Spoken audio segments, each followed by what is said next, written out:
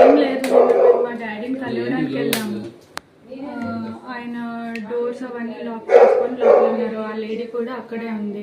మేము ఆయనతో మాట్లాడడానికి వెళ్దాం మాట్లాడడానికనే కాదు, మా డాడీతో కలిసి ఉన్నామని మేము వెళ్ళాము. బట్ మేము మెసేజెస్ చేసినా, ఫోన్ కాల్స్ చేసినా ఆయన లిఫ్ట్ చేయలేదు, దేనికి రెస్పాండ్ అవ్వలేదు. సో ఏంటి అంటే వాళ్ళు ఎప్పుడో ఒకప్పటికైనా డోర్ తీస్తారు కదా అని మేము బయట వెయిట్ చేస్తాం.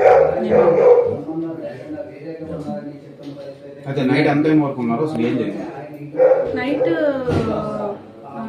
యాక్చువల్లీ నేను ఆఫ్టర్నూన్ 3 నుంచి నైట్ 1:30, 2 వరకు ఉన్నాను.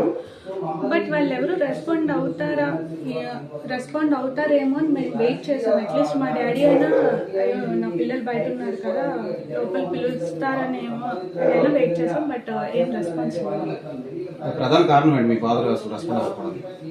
ఆ లేడీ ఆమెతో ఉండడమే రెస్పాండ్ అవుతుంది. చాలా మంత్స్ అవుతుంది. లాస్ట్ ఇయర్ నుంచి దూరంగానే ఉంటాం.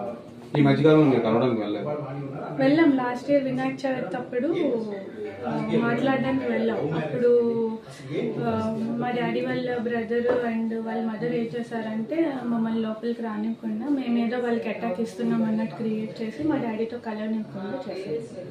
సో ఆ తర్వాత మళ్ళీ మేము ఫోన్లో మెసేజెస్లో కాంటాక్ట్లో ఉన్నాం కానీ ఆయన ఏం రెస్పాండ్ అవ్వలేదు. సో నేను కలవడానికి మరి కొంతమందిని ఉసుగొలిపి ఆ ఎంపీ టికెట్ శ్రీనికి కాదు ఇతనికి ఇవ్వండి అన్నట్టు మీ దగ్గరికి పంపారు. అప్పటి నుంచి ఎప్పటి నుంచో నేను నరకం అనిపిస్తున్నానన్నా. వద్దన్నా, ఈసారి మనం గెలుస్తాం, అంతా బాగుంది, తనే పోటీ చేస్తారన్నా, నేను సహకరిస్తానన్నా అని జగన్ అన్నకి నచ్చ చెప్పి టెక్కలొచ్చి నాకు మూలపేట పోర్టు శంకుస్థాపన సందర్భంగా అనౌన్స్ చేసిన టిక్కెట్ని నేను దువ్వాడ శ్రీనివాస్ అని నేను ప్రకటించాను. దువ్వాడ వాణి పోటీ చేస్తాను, నేను పార్టీకే పనిచేస్తాను అంటే నా 25 సంవత్సరాల కష్టాన్ని 100 మెట్లు కిందకి దిగి కుటుంబ రక్షణ కోసం, కుటుంబ సంక్షేమం కోసం, కుటుంబం బాగుండాలి, కుటుంబం రోడ్లు ఎక్కకూడదు. సరే తను ఆశపడుతుంది, తను అవని, నేనైతే ఏంటి తనైతే ఏంటి అనుకున్నాను తప్ప అలా అనుకోని వాడిని అయితే నేను టికెట్ జగనన్న కన్విన్స్ చేస్తానా? నేను వచ్చి దువ్వాడ వాణియే పోటీ చేస్తుందని అనౌన్స్ చేస్తాను. బాగున్నప్పుడు ఎలా ఉన్నానో ఆర్థిక ఇబ్బందులకి ఎదుర్కొనే సందర్భంలో కూడా అలాగే చూశాను. నా సమస్య, నా కష్టాన్ని, నా బాధని తాకని వల్ల చూసుకుంటూ ఇద్దరు కుమార్తెలు చిన్నప్పటి నుంచి అల్లారు ముద్దుగా పెంచుకున్నాను. ఇవన్నీ మీకు తెలియని విషయాలు పెంచుకుంటూ వాళ్ళకి పెద్దవాళ్ళని డాక్టర్స్ని చేయించి డాక్టర్స్గా చదివేటట్టు నా కృషి అంతా నేను చేస్తాను. ఏ తండ్రి అయినా చేస్తాను. సామాన్యుడి నుంచి ఇట్లా కోటీశ్వరుడు వరకు ఏ తండ్రి అయినా ఇదే చేస్తాడు.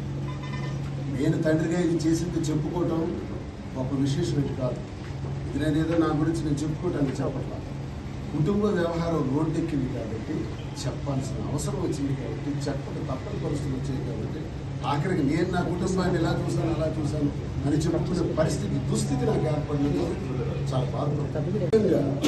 ఇప్పుడు జరుగుతున్నటువంటి పరిణామాలు ఏంటంటే ఈ కుటుంబ వ్యవస్థ, కుటుంబ వ్యవహారం, నా కుటుంబమే నా మీద దాడి చేసే పరిస్థితి.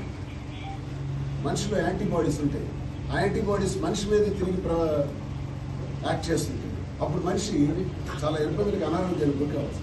అలాంటి పరిస్థితి నాకు. కుటుంబమే రాజకీయాన్ని ఎంతగా చూశాను, రాజకీయం నా జీవితంలో ఎంత గట్టిగా ఒక కృతనిశ్చయంతో ఒక ఆలోచనతో పెట్టుకున్నాను పనిచేయాలని, కుటుంబాన్ని కూడా అలాగే చూశాను. నేనేమి స్థితివంతుని కాదు, శ్రీమంతుని కాదు. ఎంఏ ఇంగ్లీష్ చేసి లా చేసి దువ్వాడ కృష్ణమూర్తి గారు సెక్షన్ ఇంజనీర్గా రైల్వేలో పనిచేస్తే వాళ్ళ పెద్ద అబ్బాయిగా నేను ఒక ఉన్నతమైన స్థాయికి రావాలని రాజకీయాల్ని ఎంచుకొని నేను పనిచేస్తాను. ప్రకటించినప్పటికే 4 సిట్టింగ్లు అయ్యాయి అధిష్టానం వద్ద. ఆ 4 సిట్టింగుల్లో తన అధిష్టానం వద్ద పెట్టిన డిమాండ్ ఏంటంటే టికెట్ నాకు ఇవ్వండి, నాకు దువ్వాడ శ్రీనివాస్తో డివర్స్ ఇప్పించండి, విడాకులు ఇప్పించండి, లేదంటే నేను ఊరేసుకొని ఇక్కడే విషం తాగి చేస్తాను. ఇది నాకు అధిష్టానం. ఈ రకమైన పరిస్థితులు నేను అధిష్టానానికి ఒక మాట చెప్పాను. వాతావరణం ఉంటుంది.